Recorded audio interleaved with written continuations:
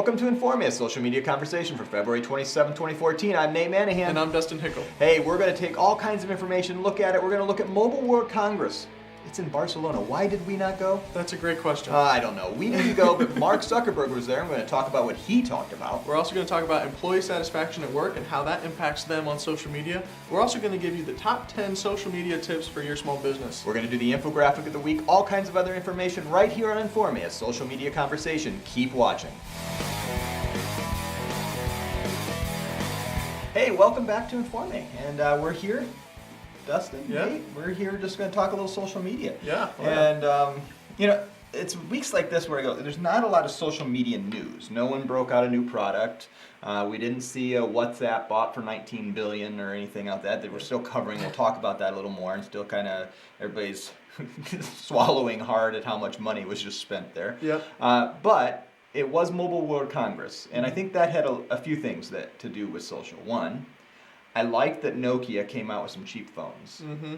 I don't know, I haven't touched them. I saw what Engadget did with them. We're going to run an article on the Salcha blog here. We're doing some reviews on them, and I think it'll be up probably today or tomorrow. Cool. But one of the things I thought was, the more people that have an inexpensive way to be on the internet and to use social media through their phones, the more practical what we're doing is. Absolutely. And it's really that message in the pocket. So that's what my takeaway from Mobile World Congress. Have you followed it at all this week? Yeah, I watched the keynote for the Galaxy S5. Yeah. That was cool. And that's not the cheap phone. No, that's not the cheap phone. But my word, it can take my heart rate when I put my finger on it, and it just does really cool things. Samsung pushing this is what's interesting to me. How much following do you think they get? We always talk about how important video is, and they do those live streams. And they are one of the people, they don't pander to the press with their launches. They pander trying to impress you and I, the consumer. Is that the way to go, do you think? I think, why not? We're the people who are going to buy the phone. The press, they can say whatever they want, change whatever they want, make it sound however they want. I think what's interesting about Samsung is they put on such a show. And it's so big, and last year's S4 really kind of sour. It was just like, it was a Broadway. It was when they put the S4 out, they did it in New York City, in Radio City Music Hall, and put on like a whole radio show. And it was just a little bizarre to me. Okay. This year was a little less. Go guys, Google that. Take a look at that one. But I think it is interesting. What they've decided is we're going to skip the press. The press is going to do whatever, like you said. And we're going to try to get directly to the consumer. I don't know if they have a good idea of how to do that, at least in the U.S. market yet. But Mobile World Congress, big news, and the keynote this year. The first one, out of the box, it has major social media implications because Mark Zuckerberg walks out. 9 things we learned, and this is a Digital Trends article that we're actually looking at here. We'll link it up for you in the video, the final edited production video. I don't know. That was interesting. I love the first point right off the bat. Mark Zuckerberg was not there to justify Facebook's WhatsApp purchase. He didn't go there and say, we did it for this reason, this is why, and we feel good about it. He didn't. I don't even know how much he mentioned it. I'm sure he was questioned about it, talked about it a little bit. He wasn't there to talk about WhatsApp. And I thought that was pretty cool. $19 billion, like we talked about last week, that's, first of all, an incredible amount of money. Like you said, people are swallowing hard. But he was there to talk about internet.org, which I thought was a really cool focus. I like what Google and Facebook are doing. They realize what's good for their business is also probably good for mankind. And it's hard they're not fully benevolent. They're not fully altruistic. They have some ulterior motives. But internet.org is simply saying we want the internet to be in everyone's hand. We want the internet to be to every person in the world, all 6+ billion, 7 billion as we keep growing people. So he is saying this is not just a Facebook thing, internet.org. And I like what Digital Trends says. I'm not looking directly at the quote, but basically he said he tried to convince us of that and he didn't. It is a Facebook thing. They're looking for a few more partners.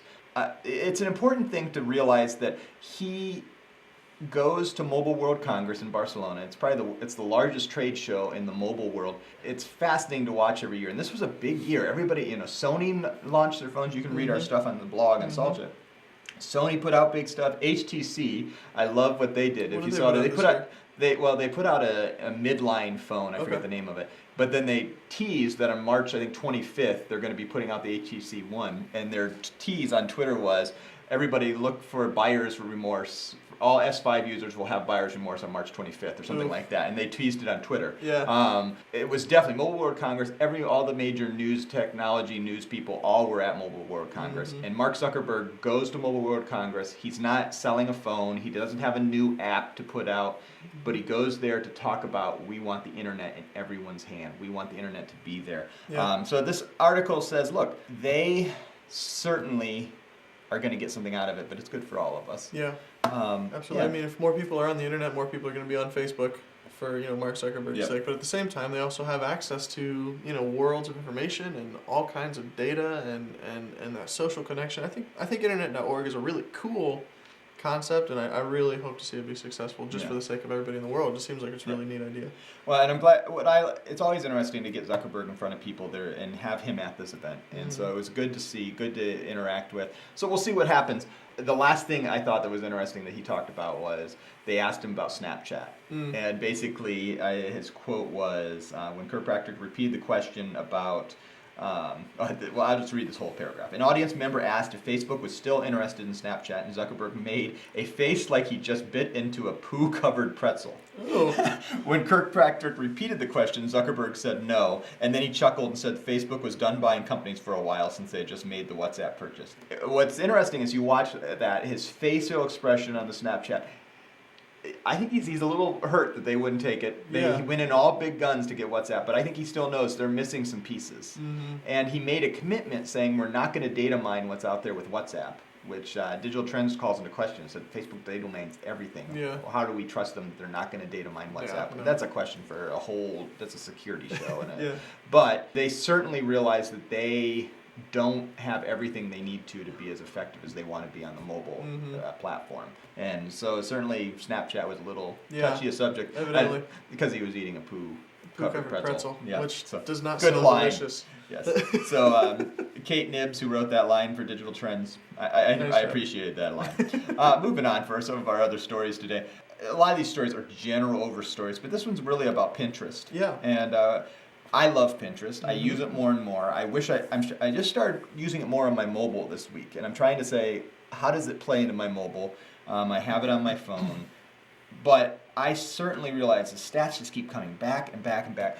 Pinterest is where retail is just thriving. Yeah, incredible. So Social Media Explorer says, let's write an article February 25th by Seb Atkinson, 5 ways to optimize your website for Pinterest marketing. Yeah, absolutely. Well, before we get into the very first line here, Pinterest may only be 3 years old, but it's already getting 2.5 billion page views from 70 million users. Yeah. That means those 70 million users are using Pinterest a lot, and they're driving tons of views of products and anything that's out there. Infographics, we post infographics on Pinterest, and we both follow infographics on Pinterest. That is a ton of page views. If you're not going after that as a small business or as a business owner, that's a huge target market, especially if you're in retail. I mean, you have to go after it. Anyways, 5 tips. First one, all pages have to have high quality images, and we talk about that a lot. If you're on Pinterest, everything is so visual. If you're not visual, you're just going to be, completely ignored. Everybody's just going to glaze over it as they're scrolling down their, looking at different boards and scrolling down their feed. If your picture is terribly blurry or really low quality, you're going to get a quick oh, that's ugly, glaze over, and it's gone. And they never think about it to look at it again. Have high quality stuff. That's the big one. Yeah. And we'll let you read this article for yourself, but this Social Media Explorer article then talks about some of the things you can do to optimize what you're doing.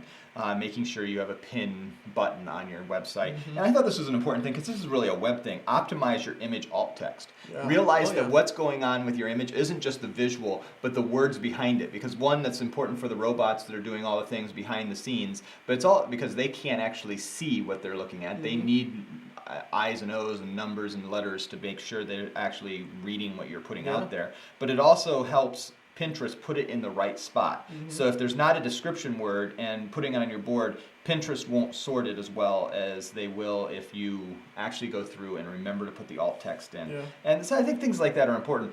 What do you think Pinterest, what's their next step?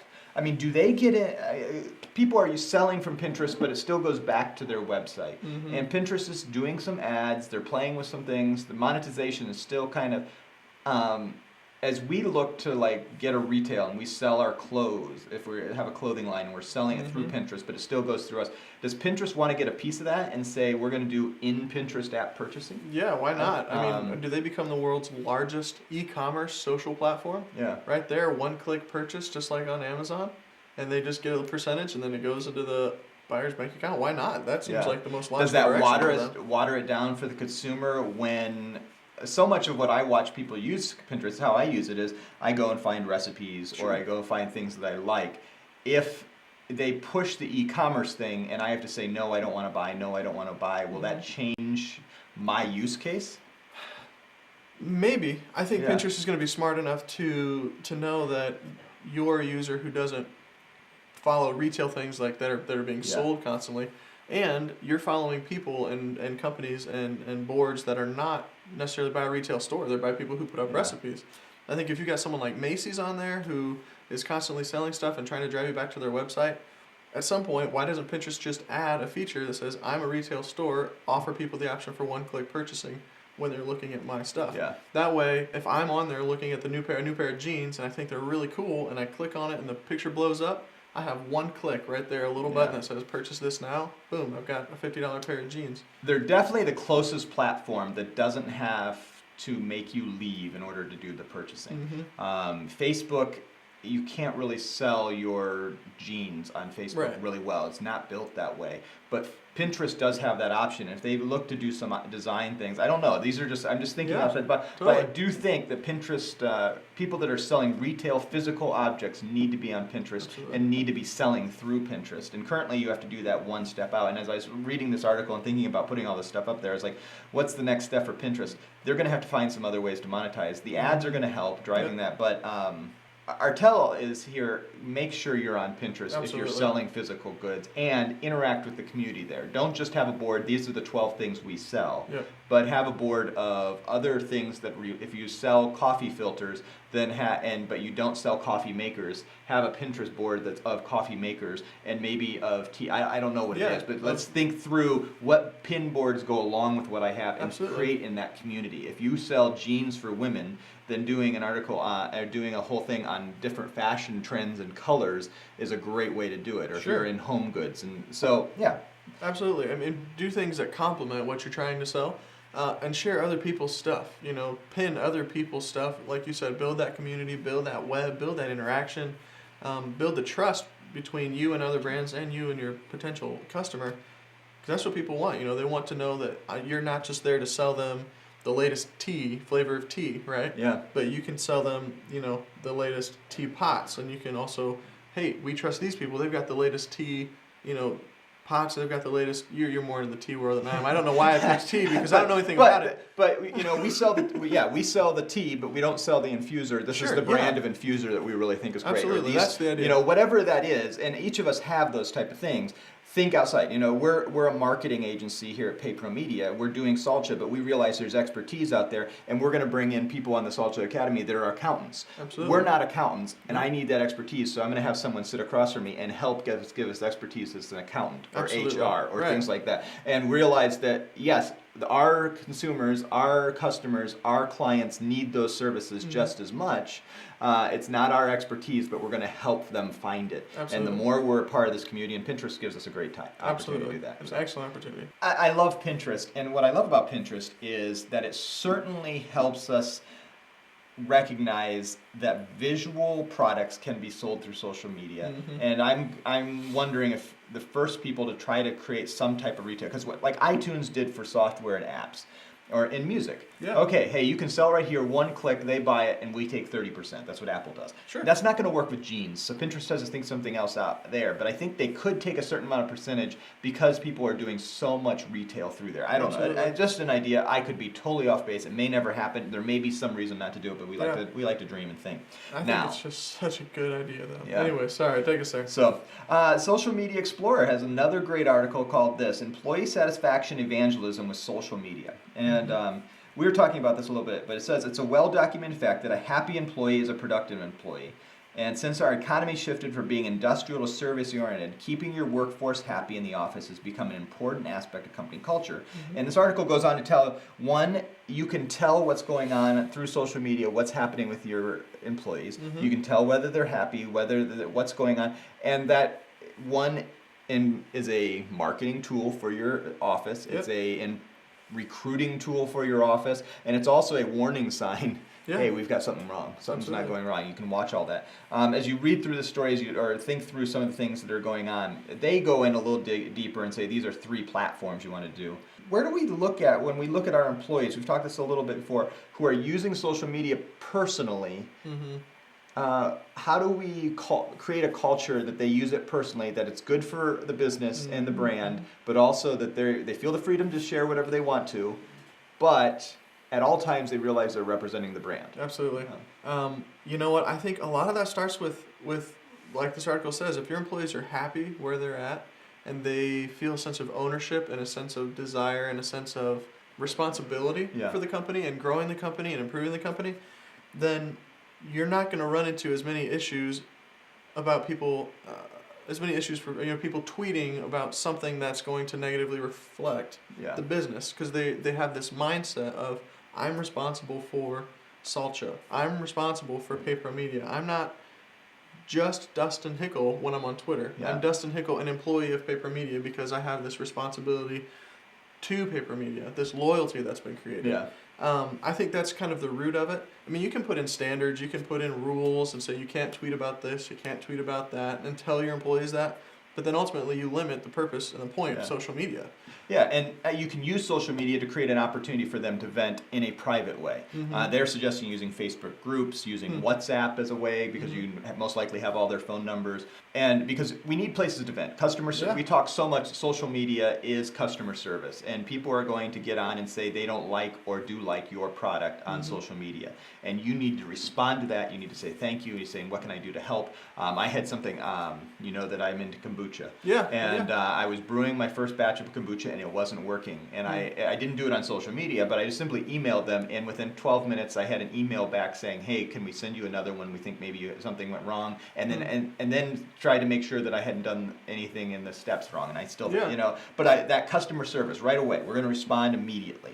Now, on the employee side, we don't want them to go out, if we're having a bad day, we don't want them to go out and tweet and say, hey, we're creating a bad product, or something failed today, or hey, we tore some jeans today, or I don't know, whatever the negative insight is. Or my boss is a jerk, you never want that one. But we need to provide an opportunity, a place for them to share. So Facebook groups might be a place to do that. LinkedIn has some opportunities with some things that they're suggesting here. But at the same time, we need to help them realize that what they do on a social media and business is also reflective on what they do personal, and those two things can never be separated. Absolutely. Especially, and a lot of times people up in the higher ranks or whatever, someone like a Gary Vaynerchuk.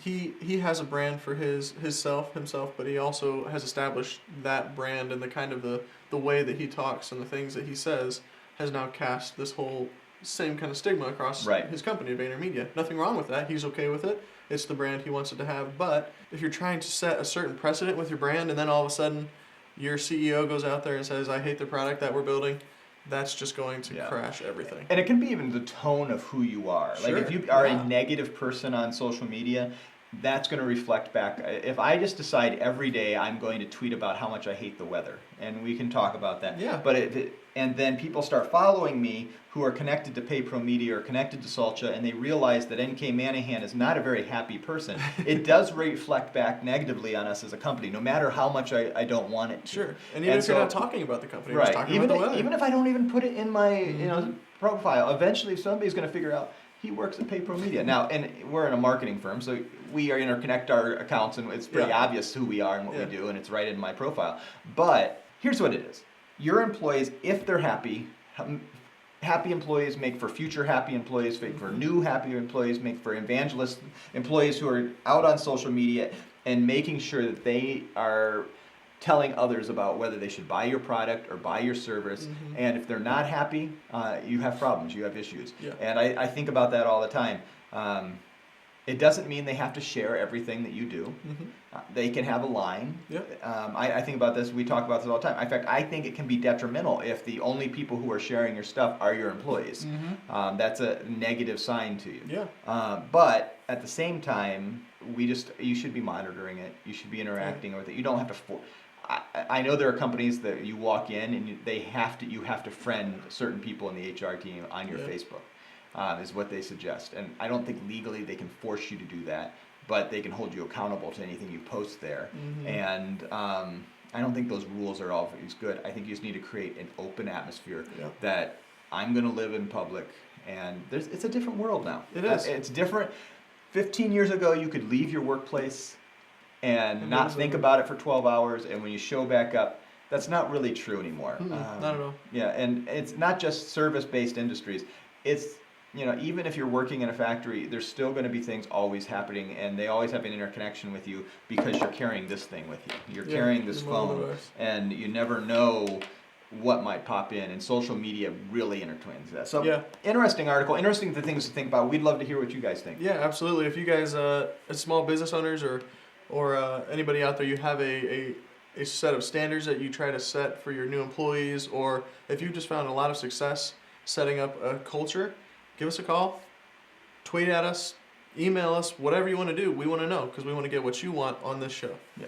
Now, transitioning to a little bit of, this is still social, but not specifically a social platform. It's Google. And Google obviously has Google+, but this isn't specifically talking about them. This is them talking about what they're trying to do with every person and making sure that everything I do on the internet and even in person is connected to my real name or really connected to my real identity so that they can then target ads. That's really ultimately their goal. But that let's find Chris Abraham, who writes for socialmedia.biz. He's saying Google wants to triangulate your real name with as much online behavior as possible. Google apps, products, phones, OSs, and services are just elaborate strategies to lure internet denizens out of the cold and into the system. What this is saying is look, there's a real world. Everyone's trying to make sure that they know who you are and what you're doing. It's not just the NSA that's trying to move about it. And part of this new world is, I like what Jeff Jarvis says. He wrote a book called Public Parts. Encourage you to read it. He wrote some other books too. But Jeff Jarvis, who's at, I think, City University of New York and a journalism professor there, he simply says, look, there is no part of your life that you can just make private. And the more and more you fight it, it doesn't mean that aren't, private. It doesn't mean you have to tell everyone what's going on in your personal health or things like that. But the more and more we just have to realize that the digital world is different than the analog world. Oh yeah. When I could leave and there was nothing digitally tracking me, so the only way to go off the grid is to throw the phone away, throw the computer away, and not use the telephone. Yep. It's a different world, and we keep trying to fight it instead of trying to manage it. Right. And I think as small businesses, it really is good for us to know those things, but it also, it's a little freaky. Yeah, it's a little scary.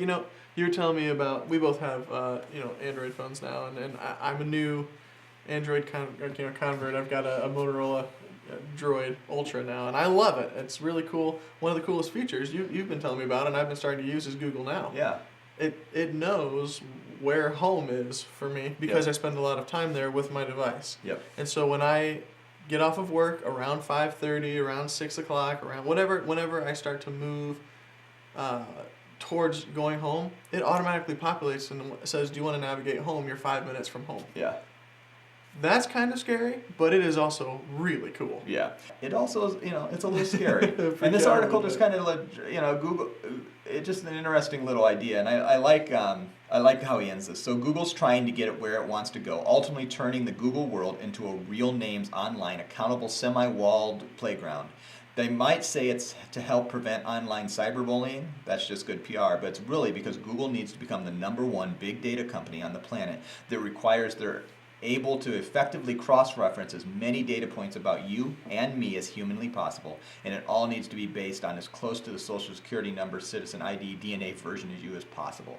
They're trying to make it as connected to us, and as much as they want to say, we're de-identifying, we're not, this is the world. The NSA is not the only one spying at us. There's No. just too much information that's valuable to us. Yeah. And we just have to decide, you know what, there's certain things I'm going to put on the internet, there's certain things I'm not, but I just have to trust those people out there and then hope that they have enough openness. And if they're not open enough, then we can just choose to stop using them. If Yep, Google starts absolutely. doing things, then we will all turn off our Googles. All right, so let's end. We can all become scared that there's too much information being collected on us, but we can also be excited that there's a lot of information for us to find about future customers and consumers that are going to work with us and interact with us, and we're going to be able to target our message directly toward them. So all kinds of things for us to discuss about. As we learn about new products and ways to do that, we will bring it to you and look for our classroom episodes, because we're going to be having some classrooms about how to use Twitter ads, how to do targeted copywriting, all kinds of stuff that will be coming on to the Salcha Academy coming up here. But let's talk. Hootsuite published an ebook, and it's actually an older ebook.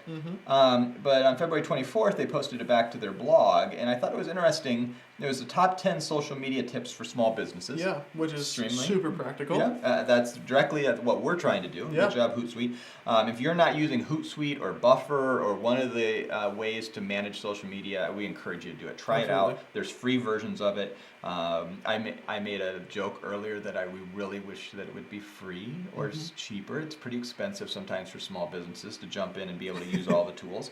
But we understand we want you to make money. We just want to figure out a way that we can all make money and use. There's just right now it's a big jump. There isn't the to get all the tools that you want. It's a big commitment. It's several $100 to $1,000 a year. And it seems like there ought to be a way to start out a little slower when you're just starting out. But we'll look at that. You got the free version and the hundreds and hundreds of dollars version. Yeah. So it's kind of a weird. It is, but at the same time, these products are really good. They are. And so Hootsuite, thanks for joining us, or not joining us. Thanks for sharing this with us. Yeah. So top 10 social media tips for small businesses. It's not rocket science. I thought it was they put it into a SlideShare. You ever seen that before? Putting an ebook in a SlideShare? I've never seen an ebook in a SlideShare. Looking at we were looking at it just before we started going with this again, and it just doesn't quite fit into the SlideShare dimensions unless you go full screen. Yeah. But it's really a really cool idea to be able to say, you know what, this was an ebook that we required people's name and email address to download. It was an inbound marketing concept for us before, but now we're just going to kind of give it back. We're going to repost and just say, you know what, anybody can use this. That's great. Yeah. I love that. I love that Hootsuite decided to do that. That's really cool. And what I'm intrigued by, I'm going to look here. I haven't looked yet. I'm going to go to SlideShare because it provides another location for you to be found because you're being found in SlideShare. And let's see, SlideShare they've seen 3,000. They posted it on SlideShare February 21st, so roughly 5 or 6 days, and they've seen 3,129 views, and they have a couple likes. But what I was going to look and see if they had any comments on it. They have no comments, so I was wondering if it drove more interaction for them. It doesn't seem to, but it's an interesting. Obviously, I'm really high on SlideShare. I use it a lot. I like it. I don't create a lot of content for it. I like the community that it's creating. So interesting use of that I hadn't seen that way. Now, let's each take one thing at the top 10. Okay. Some of them are pretty broad. Like number 2, I'm going to take that one out. It's telling you just to join Twitter, which is an important thing. Do Facebook, Twitter, Google+. I can't think of a use case you shouldn't at least have some type of presence on those big 3. Also LinkedIn. Number 7 is LinkedIn. We're going to cut that out of the list too because you should be on LinkedIn too. At least yourself personally. Right. But here, I'm going to jump in with number 4. Build relationships by following back. And this is an interesting thing. What they're saying is, in order to have a relationship, you need to be following each other. And we're building the Salcha Twitter right now. And I'm always trying to decide who do I follow and who don't I. Because at this point, we're only at 210 people. I don't know. I haven't looked today, but we're not a huge number. And so we get 5 to 10 a day, and we're just kind of growing, and it's growing very slow and somewhat organically. We're paying a little bit to get some of them now. And so I can choose, and I can go find out if they're real or not, and kind of see if there's something I want to interact with, or if they just followed us because they've stumbled upon us, or they're a robot, or whatever. Right. It's when you get bigger and you're getting 150 or 200 followers, you don't want to just auto follow, and that's the hard thing. Yeah. So how do you choose that? How do you sort through that when you suddenly at 10,000 followers and you're a really successful small business, but you getting 100 new followers a day, you can't track through all those and click on each one. Yeah, I'm gonna say something that's gonna sound like nails on a chalkboard, but sometimes it just takes the time to do that, to go through and to follow people. But you use a couple tools like TweetDeck or that tell you not necessarily the value of the followers that you have, but it kind of ranks them for you. But sometimes it just takes taking that extra half hour to go through and look at all your followers and who are going to be good to communicate, who are not going to be good to communicate with. Yeah, and you can't feel guilty for missing some. As you grow, you're going to miss some, Absolutely. and there's going to be time. And feel guilty if you're missing mentions, I think. At some point, as you grow and scale, you have to respond to your mentions. You have to know what they're doing and know how that's interacting with. But just as you grow and random people are following you, you're not going to be able to follow back everyone. Yeah. You're going to have to, like, every once in a while. And for me right now, I'm going to take 30 minutes a day and 3 10-minute segments and look at what people are saying. And right now, I have enough followers. I can look at every follower. So I click on everyone. I look at their profile, and we can do that. As we grow, that time won't be enough to do that, hopefully. Yeah. But then I can always take a cross section of them and find a few of them. And so the first thing for me is, at least on Twitter, and what do you think of this, is first make sure you manage all your mentions. Anyone who mentions your name, you need to look at. Sure, absolutely. And they don't all need responses, but they all need to be looked at. And a lot of times need a response or a thank you or a favorite or, hey, they said something really positive about us, or there's a customer service issue that we need to deal with. Every mention should be for you. Then you should look at a good portion of your followers. If you're 100,000 followers, you're gonna keep getting so many followers. If you're still a small business and you don't have a person that's just doing this full time, you'll probably not be able to look at all your followers. But to me, before you broadcast anything, before you interact, those are the 2 things you need to do first. What do you think? Get to know your followers. I mean, if you're going to have a relationship, you have to know the people you have a relationship with. That's key. I completely agree with you there. And especially if you initiate that relationship, that makes a big difference. Like you said, to go and click on other people's profiles and just go and favorite statuses that they say that you agree with as your business. Or to reply to something that they said, hey, anybody know anything fun going on in town this Friday night? There's a chance for you to say, yeah, you can come down to the restaurant on Friday night and we'll give you a free milkshake. Or you can say, yeah, there's a big event going on Friday night downtown. Go check it out. It doesn't have to be about you, but it builds a conversation and that relationship.